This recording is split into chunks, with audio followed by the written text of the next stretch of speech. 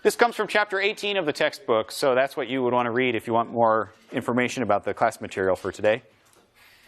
So what's a graph? Well, a lot of people have preconceptions about what a graph means. If I use that word, you probably think of the mathematical definition, like on the Cartesian plane, x, y coordinates, this sort of thing, right? The one in the top left. That's not really what a computer scientist means when they typically talk about a graph. A graph is something different. A graph is about what we call vertices and edges being connected to each other. So this picture of Kevin Bacon is an example of a graph. This picture of people, maybe it's a graph of users on Facebook. That's an example of a graph. Computers that form a network, that's an example of a graph. So computer scientists think of it differently. This picture of these cities being connected, maybe plane flights that travel to different cities. We call that a graph. So to be a little more specific, a graph is a data structure that contains the following elements. It contains a collection of what we call vertices, vertexes. Sometimes those are also called the nodes of the graph, because we talk about linked list nodes and binary tree nodes. Some people call the elements of a graph the nodes also. I use the term vertex or vertexes.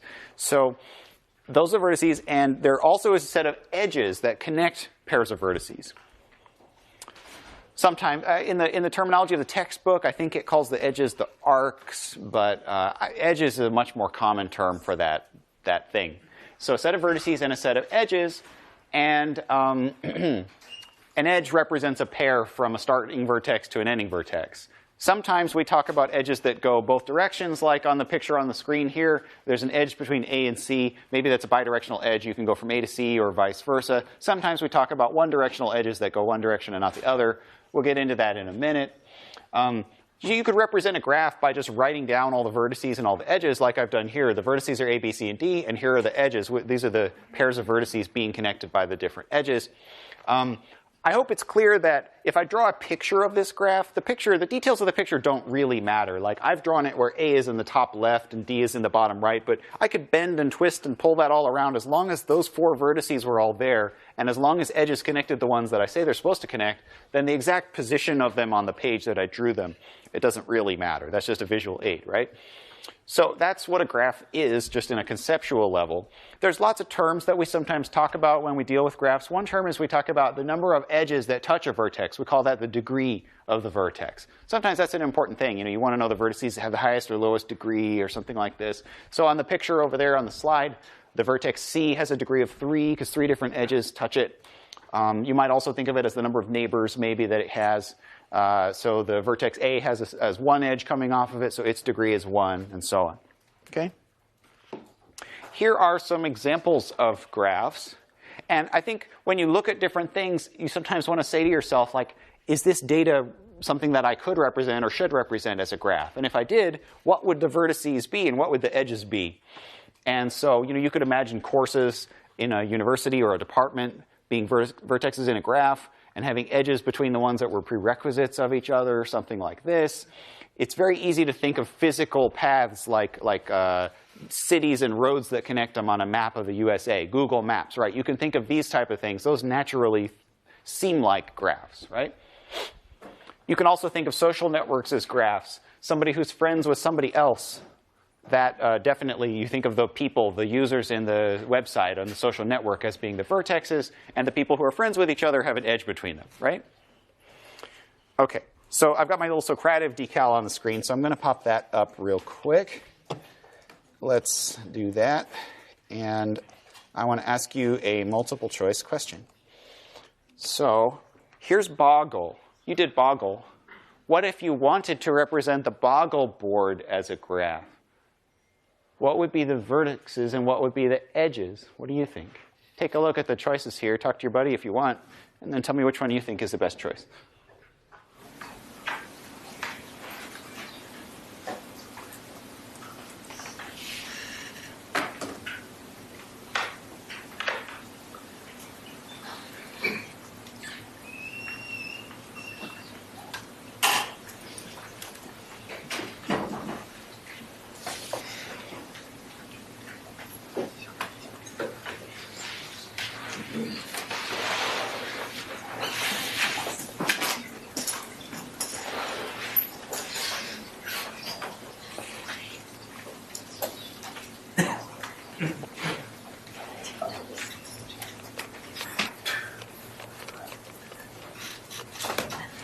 ahead and give me a vote if you haven't voted yet. I'll show you what you guys voted on.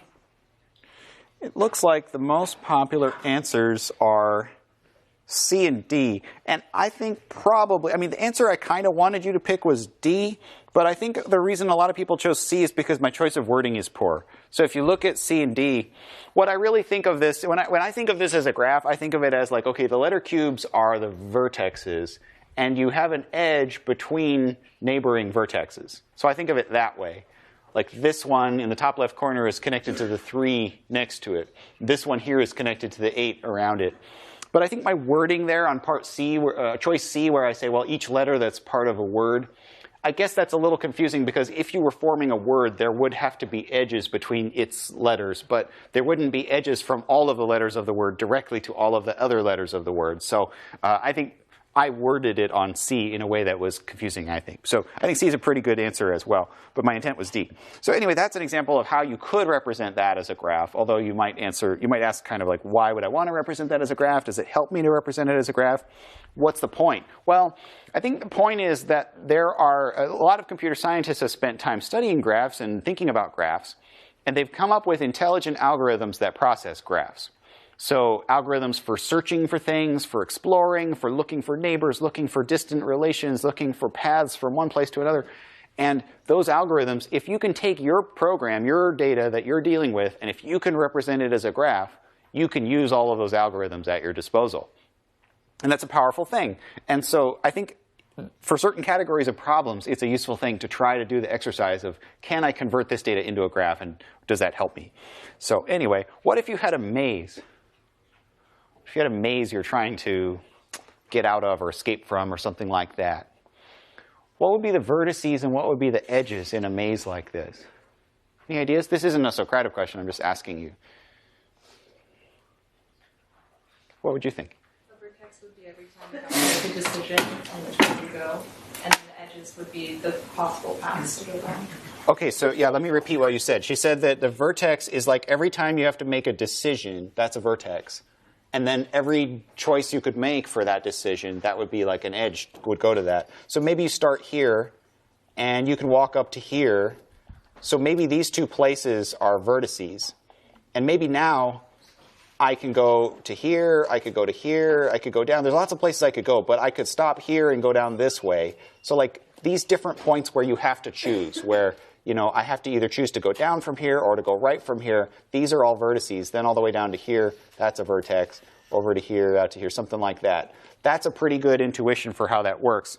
I think on the slide what I've done is I've shown little incremental dots, like each of these little places being a vertex.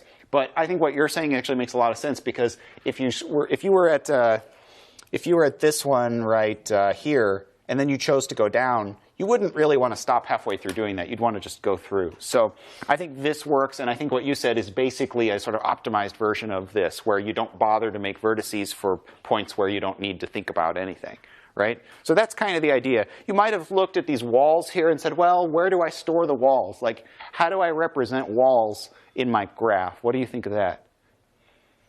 Like, I didn't really talk about them when I was describing the graph, did I? What would you say about that? Yeah. Walls are basically just a wall is represented by the absence of a edge. Thank you. Yeah. Absence of an edge between two nodes. Yeah, you're exactly right. A wall is the lack of an edge, the absence of an edge between two vertices. The reason there's no edge between them is because there's a wall in between them. So you kind of invert the visual depiction of the maze to get the graph representation, right? So yeah, that's exactly right. You're both right on track there. Okay, so there you go. Now, a lot of times when you're talking about graphs, you're looking for paths in a graph. A path is a way of reaching one vertex from another vertex. And you could represent a path by listing the set of vertices you have to visit, or you could represent a path by listing the set of edges that you're going to travel along. So in my picture over here, I gave names to all the vertexes. I put letters inside them. And I also gave names to all the edges just so we could talk about them more easily. And so, for example, if I want a path from U to Y, I could travel from U to W to Y using edges C and F, Or I could go UWX or UVXY or UVWY. There's lots of different paths that I could take. If you want to pretend that a path can only use an edge once, then I can't really visit Z, because once I go to Z, there's only the one edge, and maybe I used it by going over here. I'd have to use it again to go back. For one thing, it's kind of a wasted stop to go over there. For another thing, maybe I'm only allowed to travel once on the given edge or something. So anyway, there's lots of different ways you could get from one vertex to another. Sometimes you're looking for one path being better than another path. You're trying to maybe find the shortest path or the cheapest path or the best path by some measure that you've decided upon, right? Can you give me an example, like a real-world example, where I want to know a path from U to Y, but I want to make sure it's the shortest one? It has the fewest vertexes in between, or the fewest edges in between. Like, why might I want that? As opposed to some more circuitous path through V and X.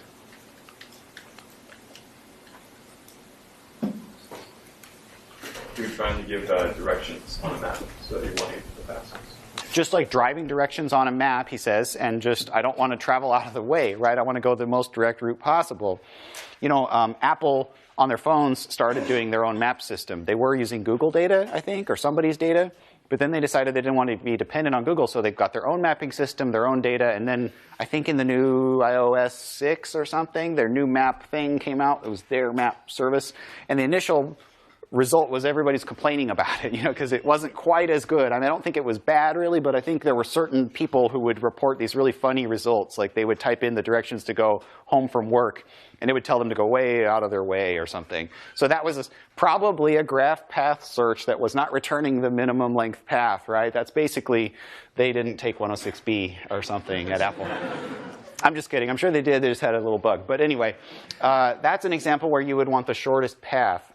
Now, but if we're being really literal about this, really, when I talk about the length of a path, I'm talking about the number of edges that it contains, right? The number of intermediate vertices that it contains. So that could be an interesting thing. If you thought about this graph here as being a graph of plane flights, and these vertexes are cities, and the edges represent if there's a flight from the one city to the other city, then there's kind of two things that might be at work here.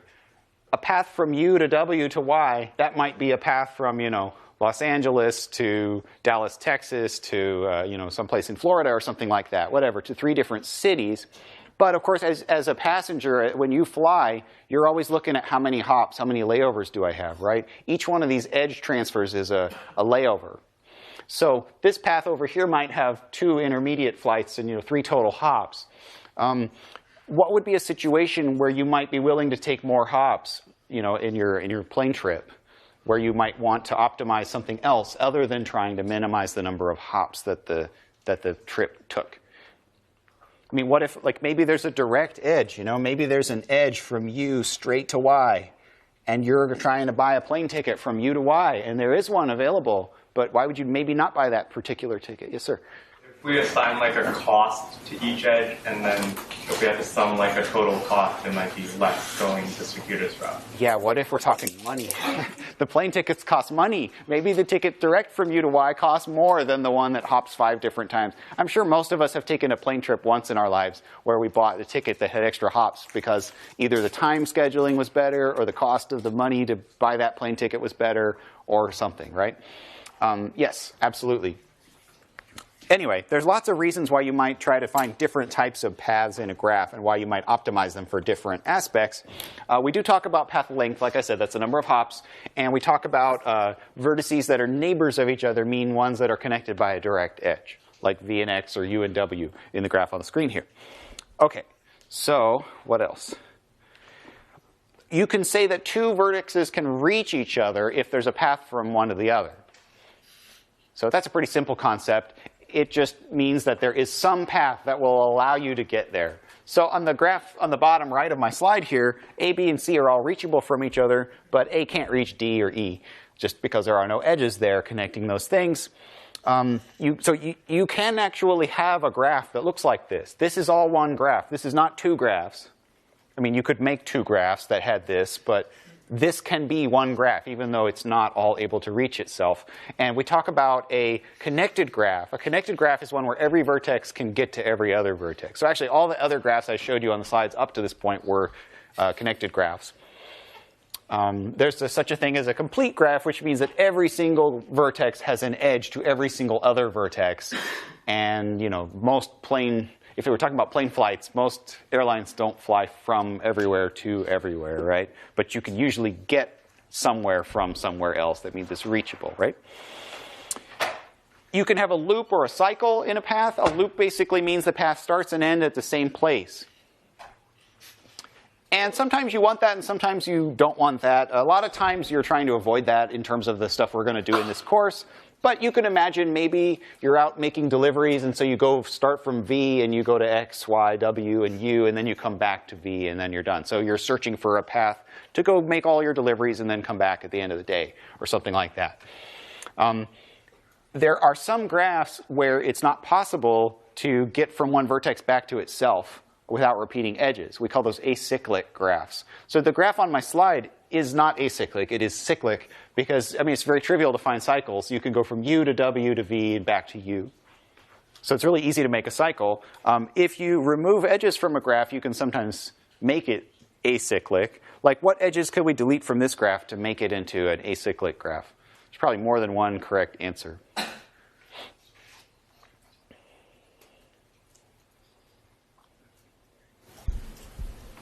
Yeah? Maybe A, B, and F. A, B, and F. OK, let me see. I'm going to chop them off right here. A, B, and F. So let me think about it for a second. So what I'm going to do, it's hard for me to see. So I'm going to color in real thick the ones that are still left. So that one's still left. That one is still left. That one is there. That one is there. And that one is there. So yeah, I think you're right, because if I start at any particular vertex, like Z or X or whatever, I can go to various places, but I can't get back around to where I came from. Or I would have to retrace the same edge. I could go Z, X, W, V, W, X, Z, but I have to repeat using edges D and E and stuff to do that, and that's not permitted in this definition. So that, I believe, is a correct acyclic version of the same graph. Okay? Also, some graphs have what we call loops. A loop is basically a cycle where you just go to yourself. So you just have an edge that goes like that. It's sometimes hard to imagine a real-world example of that. That would be really dumb in our plane flight example, right? That would be like a flight from SFO to SFO. Just get up and spin around for a while and then go land again. I don't think they sell very many. Do they have tickets like that? I can't imagine. That's like a cruise or something, right? You start somewhere and you go back where you came from. In the plane flight example, it doesn't make any sense. Sometimes you can do things like in a social network, you can friend yourself or whatever. I don't know if I have a good example handy for a graph where you would want to have cycles. I can think of some, but not ones that are kind of practical, real-world examples. Anyway, a lot of times when you're building a graph, you don't allow the loops. You just reject any edges from a vertex to itself. Depends what you're doing. OK, so those are loops and cycles. Let's keep going. You mentioned earlier the fact that a plane ticket might have a cost or something, and that's what I want to talk about now. Some graphs, we call them weighted graphs. What that means is that the edges have some sort of number associated with them, which represents the cost or the price or weight of traveling along that edge. And what that exactly means can be context dependent. It could depend what the graph represents. In this graph, maybe the edge weights are the distance in miles between the cities. I don't know if these numbers are even close to accurate. I just copy-pasted this graph from somewhere. But this is like a graph of different airports, and you're flying between the different airports, right? And I believe that the edge weights are meant to represent the mileage. So now, all of a sudden, when I talk about the shortest path from one place to another might be different than the minimum weight path, minimum total weight. So I don't know if I have a good example of that handy, but you can, let's see, can somebody help me find an example that follows that? I don't think so. Maybe because these do represent, OK, here's one. So no, that doesn't work. I think this graph doesn't really have a good example unless I missed it or something. But sometimes the way of reaching a vertex that has the fewest hops is not the same as the way of reaching a vertex that has the lowest total combined weight to it. So we have to look out for those. Depends what we're doing in our program. Okay? There's another type of graph that we sometimes talk about called a directed graph. All the graphs I showed you so far, the edges were just straight lines that went from one direction to the other. You could travel them either way. That would be called an undirected graph. Sometimes you have a graph where the edges only go one way. That's what we call a digraph or a directed graph. This is more like maybe a binary tree or a linked list, but just generalized, where anybody can point to anybody. That's kind of the way of thinking of this. That this here has an edge from C to A, but that's the only direction that that edge goes. You can't travel back the other direction on that edge. This also changes a little bit some of the terminology that I defined earlier. I talked about connectedness. A connected graph is one where every vertex is reachable from every other vertex. To be more specific, you can start from anywhere and get to anywhere. Is this graph connected or not? Why not? Can you give me a counterexample? G? Yeah. G can't get to anybody. You can get from a lot of people to G, but you can't get from G to others, right? Therefore, it's not connected. Now, can you imagine, like, what's an example of some graphs that would be directed versus not be directed? You give me a couple examples from, like, real life type of stuff.